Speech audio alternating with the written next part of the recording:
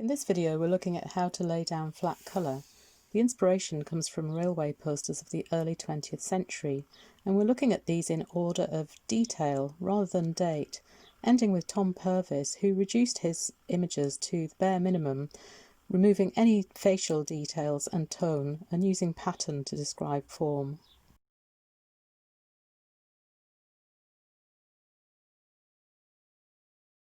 These images have a limited palette, dividing the image into a very small number of colours and using pattern.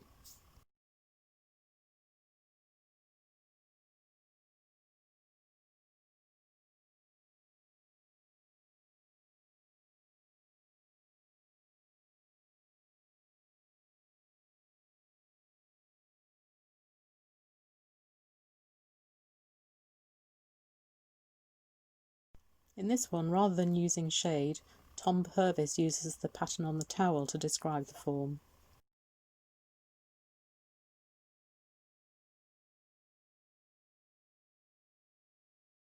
And this poster is reduced to just 4 colours: yellow, blue, brown and green.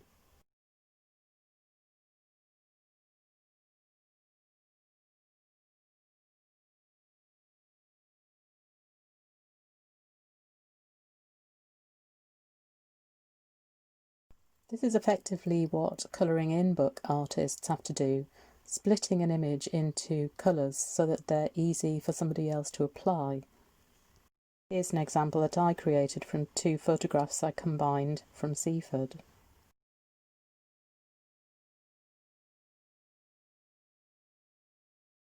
And I used digital tools to add different colours to see how it would work out. But this is a very complicated image. I would suggest that you pick something simpler, especially as it can take quite a while to paint it.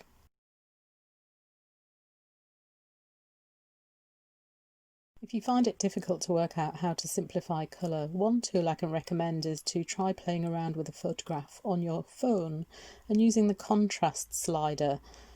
The more you increase the contrast, the more it splits the colours into different areas.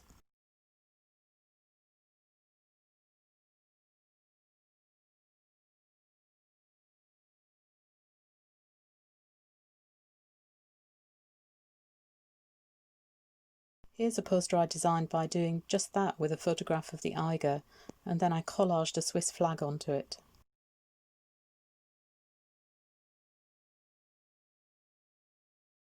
So now let's see how to do this in practice. So after looking at some of the other images, this is where I ended up. I thought it'd be really nice to do something quite big in scale and colourful, and I thought this was a good subject matter to simplify as well. I started thinking about gardens and some of the old London Underground posters, and I thought it might be quite nice to use some of the simplification ideas to make a London Underground poster for Kew Gardens. So I decided I was going to do it as a poster format, so going to be portrait. So I focused on one flower and then the others are in the background. And I did this tiny little sketch here. So this gets my rule of thirds in here. I've got the bee on one of the intersections here. Then a little trick that I use is to take a photograph of this and to send it to myself. And then I can open it up on a laptop, crop it and enlarge it onto an A4 sheet of paper, which is this one here.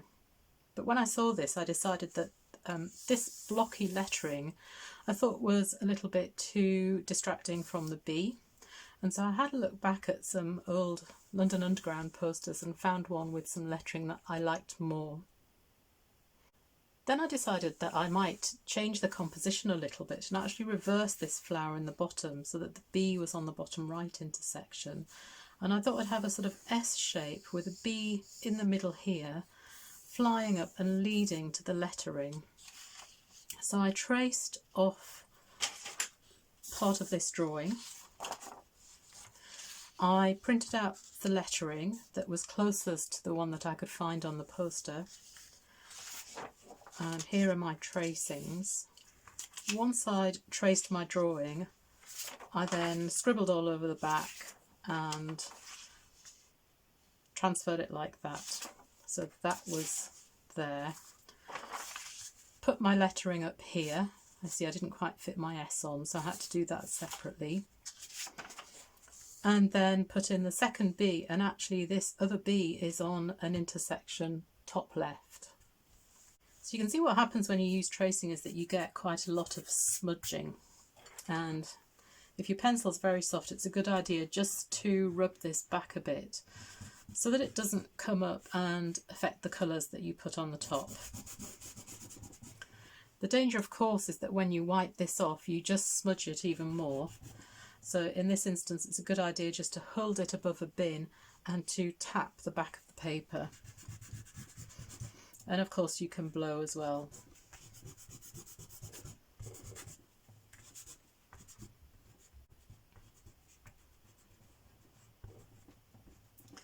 So I just want to rub it back to the point that I can still see the drawing, but it's quite light.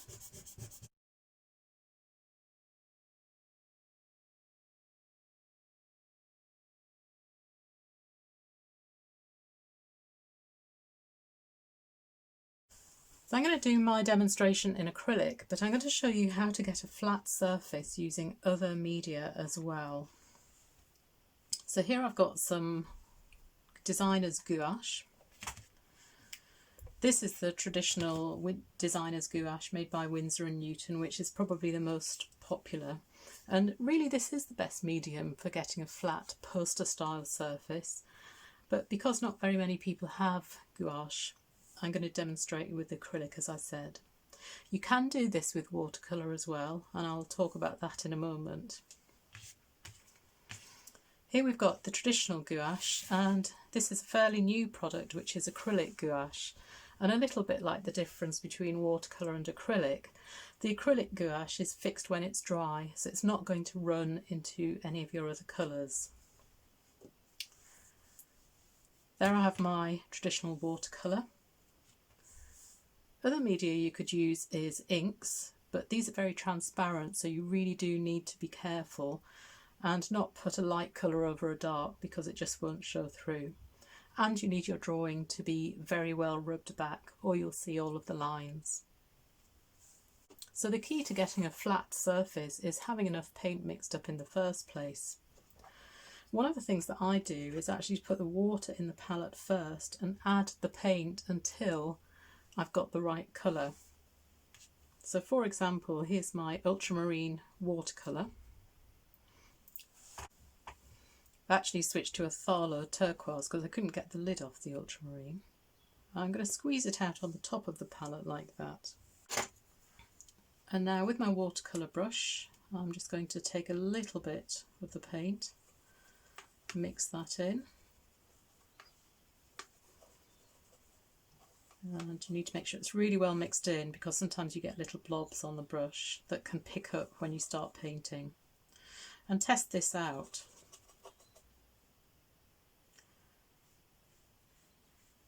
So you can see that gives me a nice flat pale wash of the Tharlo turquoise, but if I want it to be darker I need to add some more.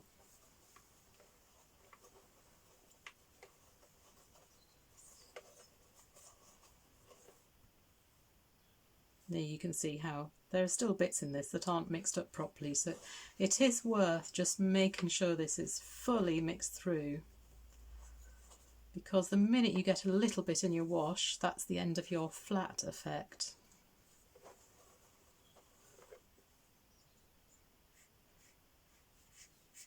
And there's a darker version. And you can see with having this much paint mixed up in the first place, that if you take a really big brush, you can cover a big area very easily.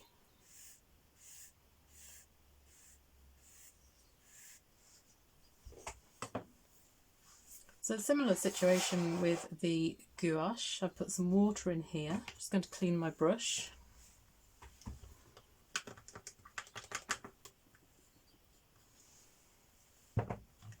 So I'm using a watercolour brush for the gouache as well. Looks just like the watercolour when it comes out of the tube, and in fact the pigment traditionally is the same pigment as watercolour. It's just that the binder in the paint gives it a more opaque effect.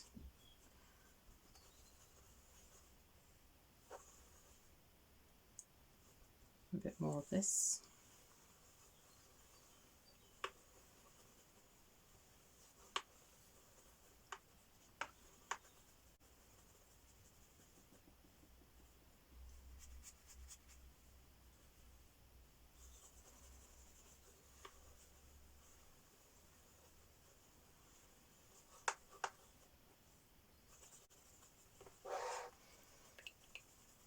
That's not supposed to happen.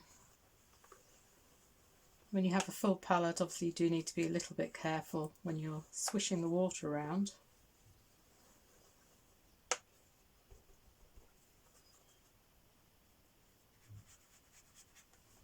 And the more you put in, the darker it gets. So it can feel a little bit like you're wasting paint sometime, but it's really worth it to get enough paint mixed up to begin with. Because the minute you stop to mix up some more, this starts drying on the paper, and when you add another layer you get a tide mark between the two.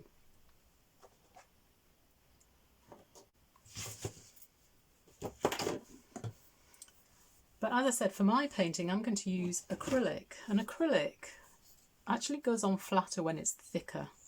So I'm going to use very little water with this. And here I have my disposable palette, which I just find a lot more convenient, and because I'm not having to add lots of water, it doesn't matter that it's flat.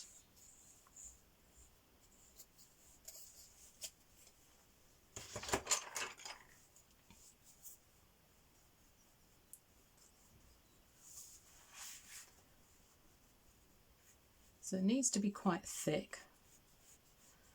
I'm just going to stroke it on the paper fairly evenly. The more you push the brush into it, the more you will see variation in the thickness. So it's good to keep the brush fairly flat. And that's how you get the even effect. Now if you want some detail, the answer is to pick a smaller brush. And I like these wedge-shaped dagger brushes because they allow you to get into very fine shapes. So big brush for larger shapes, and then if you need to add to it, pick a smaller size or a shape that's going to do the job that you want. So let's swap over the paper and I'll get started on my painting. Okay, so these are the four colours that I'm going to use with the acrylic. I've got some yellow, orange, cobalt blue and black. With this golden acrylic you actually have a swatch on the outside of the tube, and it tells you how transparent the paint is. And that's by how much you can see these black bars through the swatch. So you can see that this Pyrrol orange is very transparent, but the cobalt blue is not. So that's a really great colour for my background.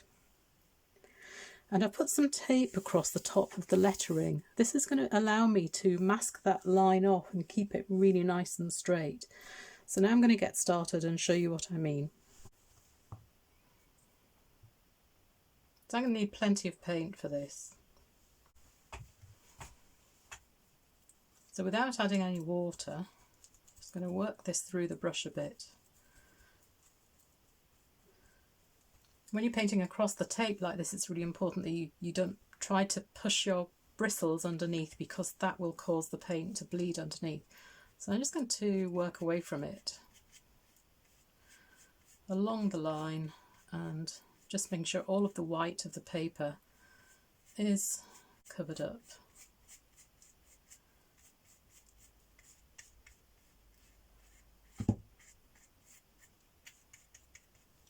And as soon as I've done that, I'm going to lift the tape straight away while the paint is wet, because if I leave it till it's dry, it could connect, and as I pull up the tape it might rip the paper.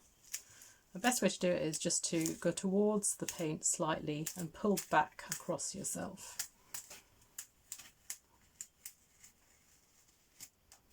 So that gives me a nice clean line there.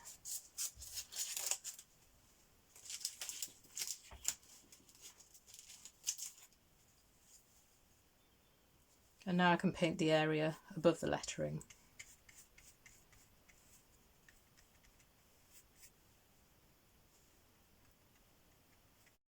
At this point, I'll just emphasise that whether you put lettering in the image is entirely up to you.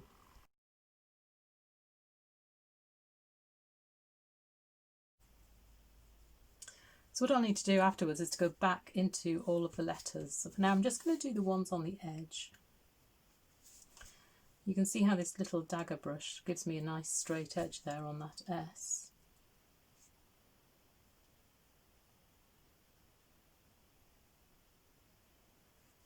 It's always a little bit hairy doing this.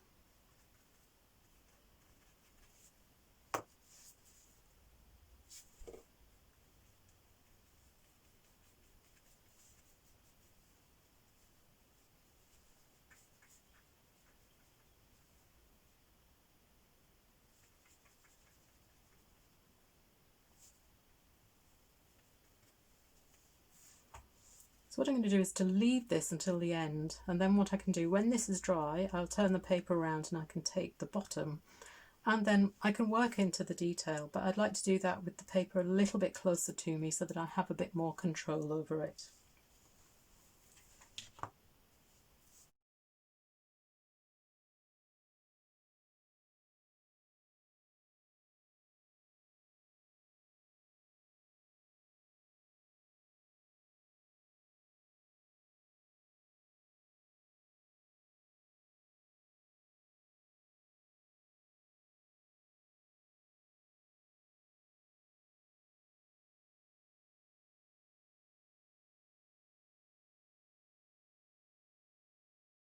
While I'm using the dagger brush, it seems a good time to start cutting into some of the area around the petals.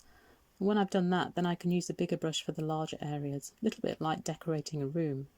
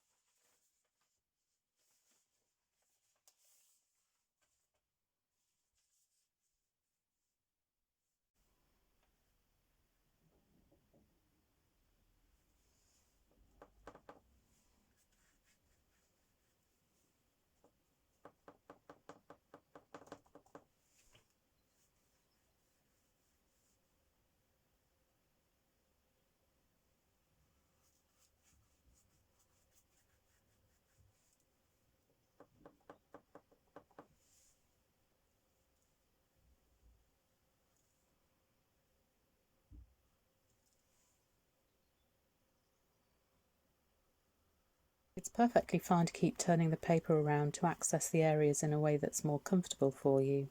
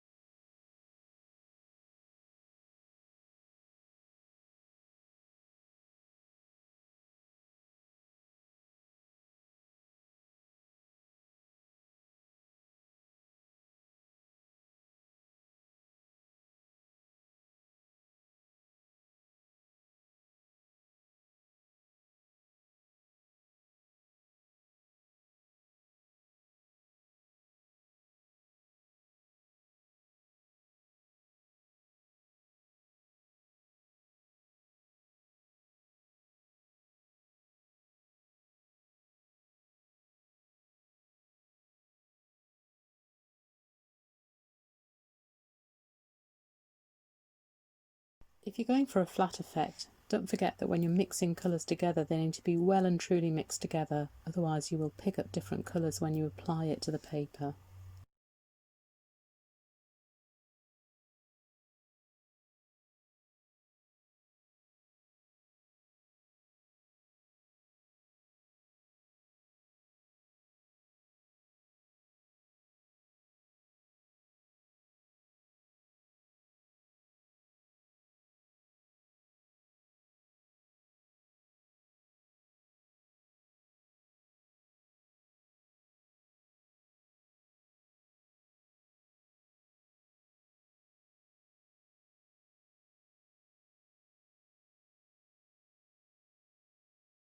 With the benefit of hindsight, my lettering looks far too small. Had I sketched out this design first, I might have been able to compare it with the original design with the large lettering, and I rather wish I'd gone for that one now.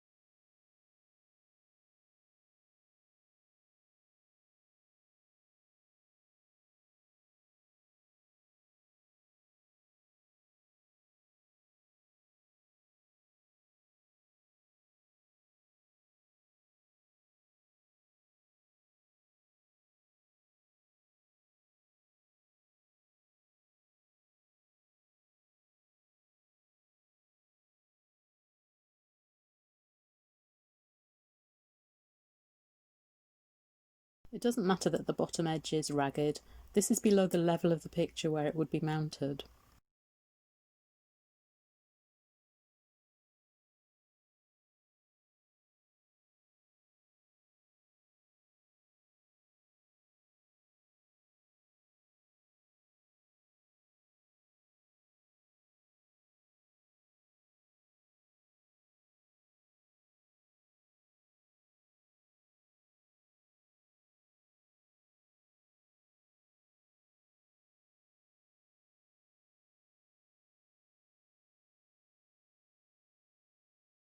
Some of my colours are a little bit transparent, but I'm not too concerned about that because it looks a little bit like a printed lithographic effect.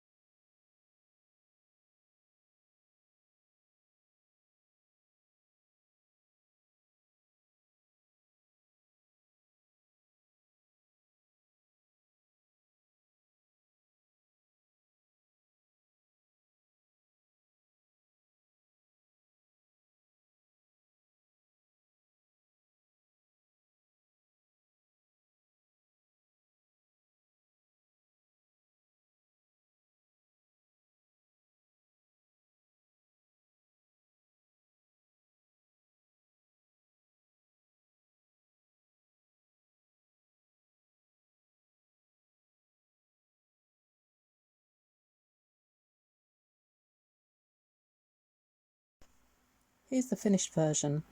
I wasn't entirely happy with this one. I thought that the lettering lacked impact. I think my graphic design days are quite a long way behind me. But I did put it into some photo editing software and changed the lettering and did a new version. I'm much happier with this one.